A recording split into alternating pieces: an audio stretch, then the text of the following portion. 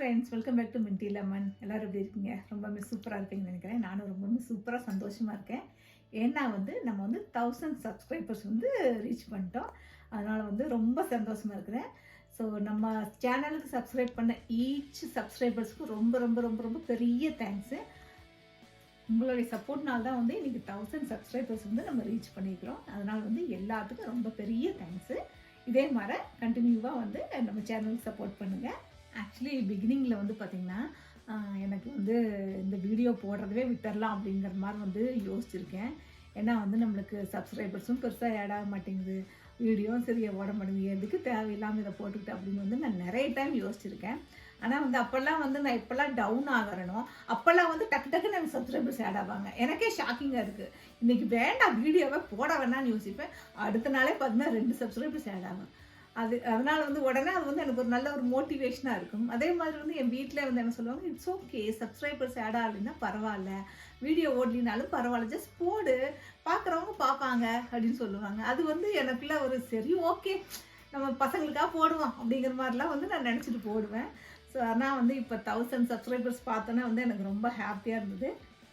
So இப்போ நம்ம அந்த ஹாப்பி மூமெண்ட்டை செலிப்ரேட் பண்ணியே ஆகணும். அதனால் இந்த வாரம் ஒரு நல்ல ஒரு ஹெல்த்தியான ஒரு பாயசம் பண்ணலாம் அப்படின்னு சொல்லிட்டு டிசைட் பண்ணியிருக்கேன். என்னன்னு பார்த்தீங்கன்னா கருப்பு கவுனி பாயசம்.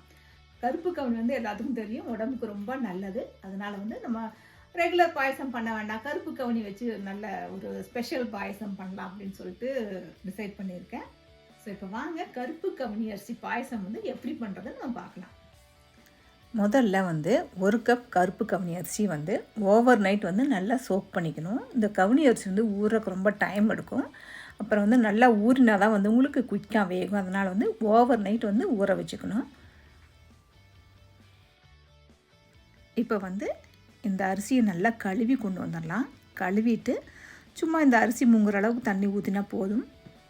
நான் சும்மா ஒரு 2 டம்ளர் தண்ணி ஊற்றிருக்கேன். இது இப்போ அப்படியே ஓவர் நைட் நல்லா ஊற வச்சிடலாம். நல்லா கலர் பாருங்கள், இப்போவே வெளியே இந்த கலர் வர ஆரம்பிச்சிருச்சு.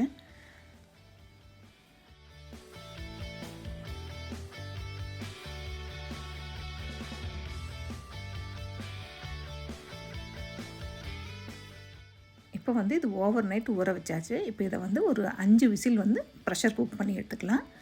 நான் அப்படியே டைரெக்டாக குக்கரில் வைக்க மாட்டேன். இந்த மாதிரி ஒரு பவுலில் போட்டுட்டு அதுக்கப்புறம் தண்ணி ஊற்றி வச்சிங்கன்னா இந்த அரிசி தண்ணி பொங்கி அப்படியே கீழே வராது.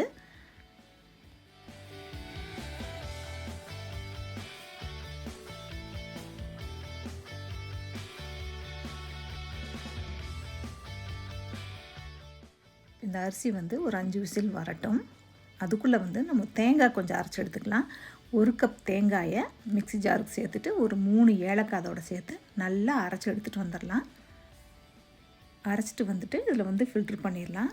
கொஞ்சம் சுடுதண்ணி போட்டு அரைச்சிங்கன்னா பால் நல்லா புளியருக்கு நல்லா வரும்.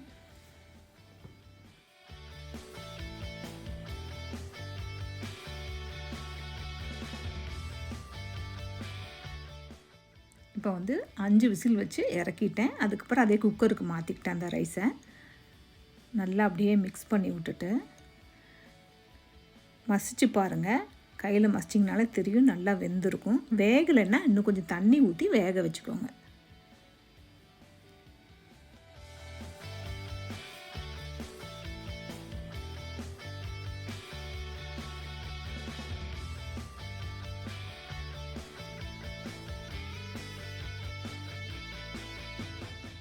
இதில் சும்மா 2 ஸ்பூன் நெய், அப்புறம் முந்திரி பருப்பு, அப்புறம் ஒரு 10 திராட்சை இதெல்லாம் போட்டு அப்படியே வறுத்தெடுத்து வச்சுக்கலாம்.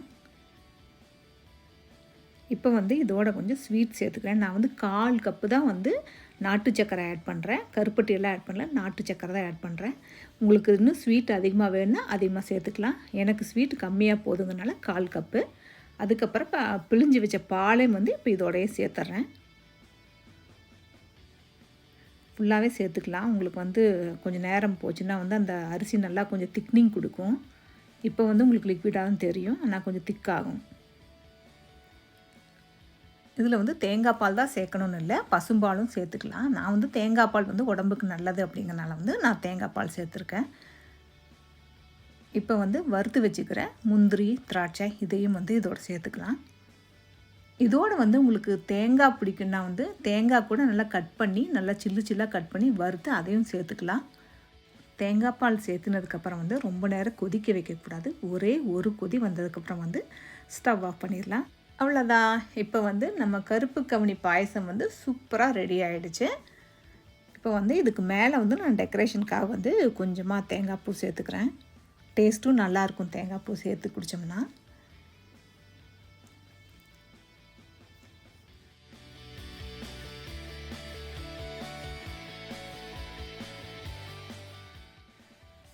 டேஸ்ட் பண்ணி பார்க்கலாமா நம்மளுடைய கருப்பு கவுனி பாயசத்தை?